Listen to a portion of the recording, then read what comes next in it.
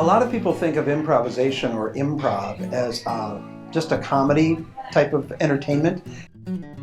The foundation of improv actually started many, many decades ago as a training tool to help communication skills.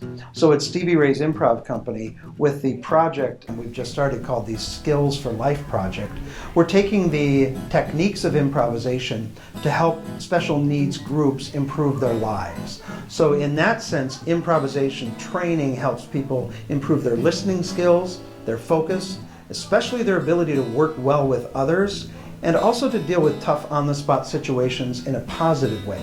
Those are all cornerstones of improvisational technique. Stevie Ray's Improv Company started in 1989, and we have always had a focus on using improv for people who have specific needs.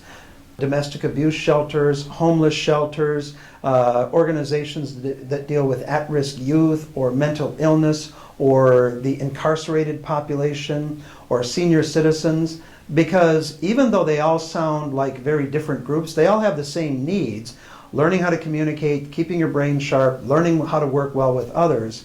So when we refocused our energies in 2016 to build the Skills for Life project into a more expanded offering, we just said, well, who has it already worked for, and let's go to those people.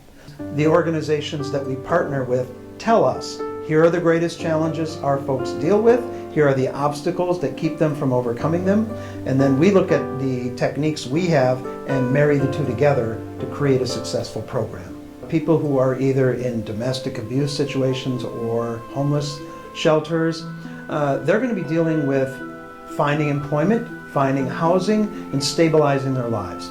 That often means some kind of interview, might even be going to court to regain custody of children.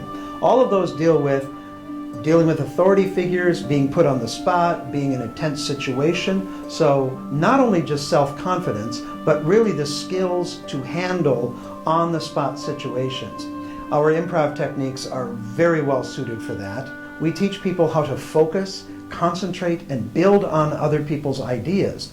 So in that sense, you become a better team member for a work environment. Families are more stable because they learn more positive communication skills, because improv teaches you to focus and not let your mind wander. And also, if you do start to wander, how to creatively channel your energies into a good outcome. A lot of theater companies will use theatrical techniques to provide a good experience. Now that's valuable. In our case, we try to go one step further. We fold a lot of research in our training that involves psychology, neuroscience, management and leadership. All of those fold into social as well as professional settings. When you understand neuroscience, for instance, you understand the development of the brain at different stages of life. Also, how the brain is wired to react in different situations, especially tense or uncomfortable situations, or situations in which you might react instead of think things through.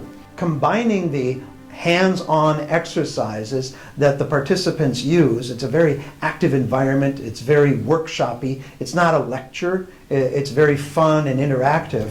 And throughout that, we let the participants know, here's why you're doing this stuff. Here's the science behind it. Of course, it's got to be age appropriate. If you have kids, you really don't give them a lot of the sciencey stuff. But with adults, we let them know, this is why you're reacting a certain way. This is why your colleagues at work might be reacting a certain way. This is why your children might be reacting a certain way. And here's what you can do to trigger a better reaction.